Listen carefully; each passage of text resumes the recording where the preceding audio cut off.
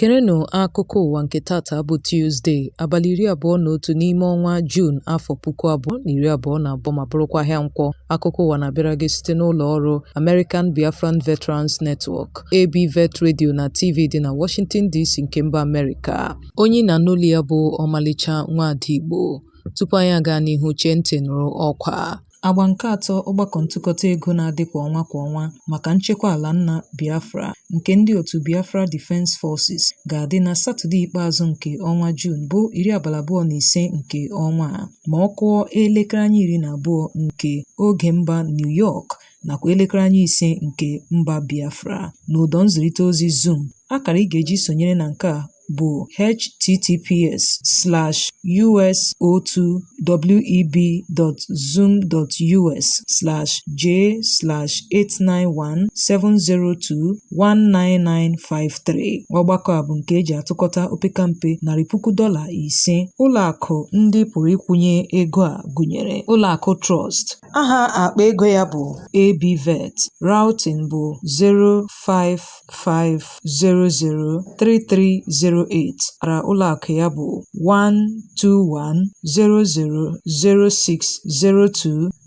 1210060272227. Ndị ọzọ gụnyere zele.info@abvet.org maọbụ akara 202-699-313-3173, Cash App 202-699-3173, PayPal Biafra Defense Fund. Isiokwu ọgbakọ a bụ ọgbọ nke ugbu a ga-akwụsị atụmatụ mkpochapụ agbụrụ nakwa igbu ọchụ. A na-akpọku ndị niile bụ ndị hụrụ nnwere onwe n'anya, tinyere ndị otu Indigenous People of Biafra, obodo ndị Yoruba, obodo ndị Ariwa, Ambazonia nakwa ndị oyi ha na mba Afrịka, tinyekwara ndị na-agọrọ Biafra ọfọma. Ndị ga-ele ọbịa na nke a gụnyere ụmụada Biafra Worldwide, American Biafran Veterans Network, ABVet.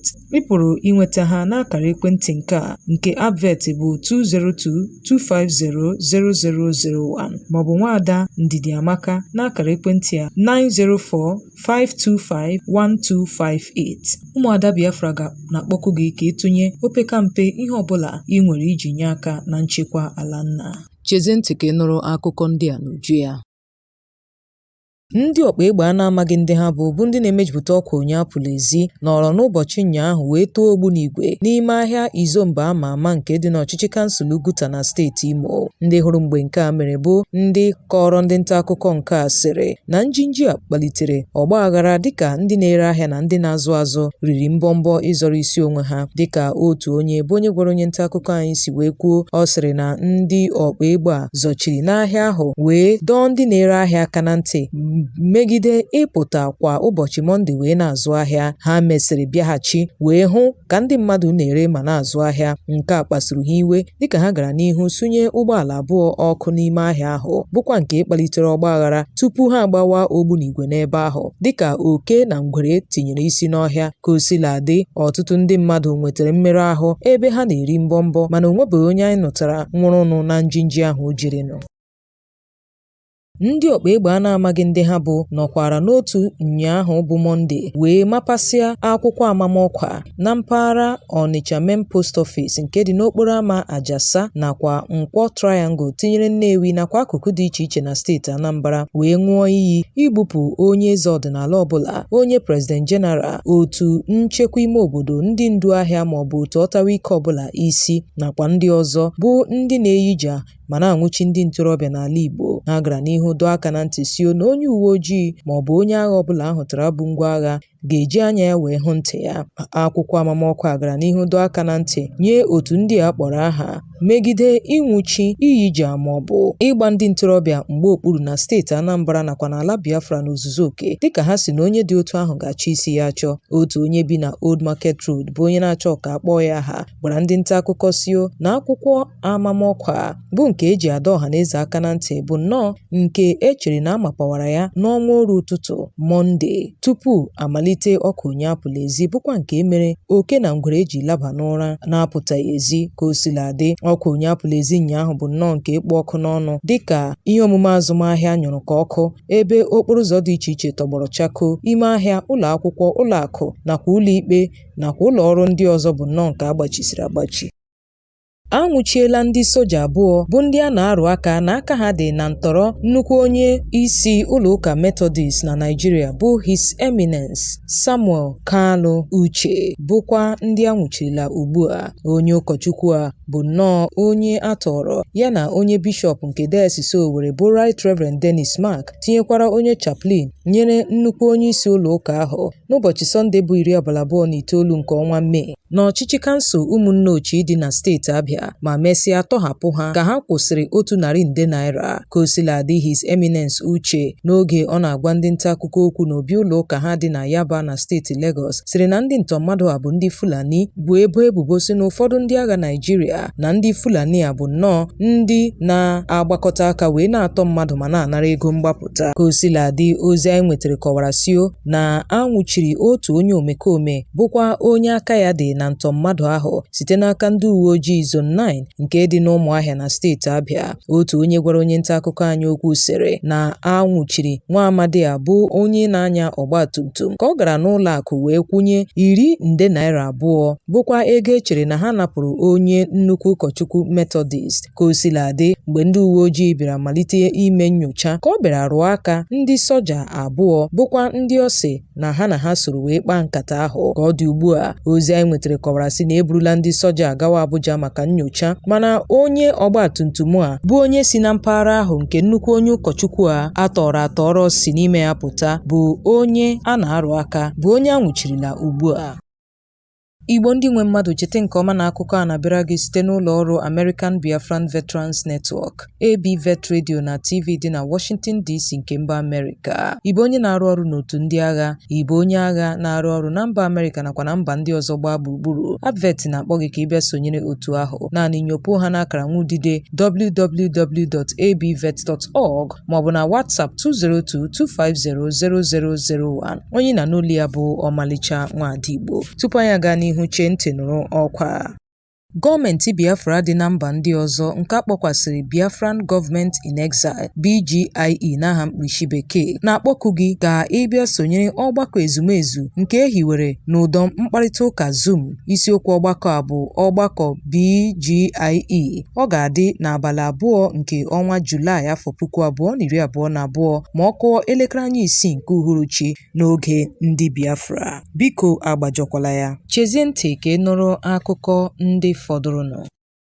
Ndị ekperima atọrọla onye isi obodo Panyam nke dị n'ọchịchị kansụl Mangu na steeti Plateau bụ Aminu Darawan ụnyaahụ. Ha wakporo ụlọ ya n'isi ụtụtụ ụnyaahụ. Anyị ga-echeta na onye eze ọdịnala bụ nnọọ onye atọrọ n'abalị 5 gara aga. Ngwa ngwa ha dọchara ọkwa onye eze ọdịnala dịka ndị ọkpa egbe wakporo obi ya dị na Panyam wee gbaa egbe aghara iji wee chụkesịa ndị obodo ahụ. Otu onye si n'ime obodo a sịrị na ndị ekperima bịara n'etiti abalị n'igwe ebe ha bụkwa nnọọ ngwa agha tara ọchịchị. Ha gbara obi onye eze a okirikiri na-amụma ha na-ama ịbanye n'ụlọ ya. Kosiladị, mgbe o jiriri nkeji 25 gafee elekere 12 nke isi ụtụtụ ka ha banyere n'ụlọ a ma tọrọ nwoke a dịka otu nwa amadi si n'ime obodo ahụ kwuru. Nwa amadi a bụ onye na-achọ ka akpọọ ya aha sịrị na ndị ekperima akpọọla oku ka akwụọ ha 100 nde naira na 50. Kosiladị, ọnụ na-ekwuchitere ndị uwe ojii na steeti Plateau bụ DSP Alabo Alfred bụ onye kwupụtara ntọrọ a, mana o kwughị okwu gbasara ego mgbapụta nke asị ka akwụọ. Kosiladị, ọ sị na ndị ọrụ ya na ugbu a na-enyopụ ebe ndị omekome anọ.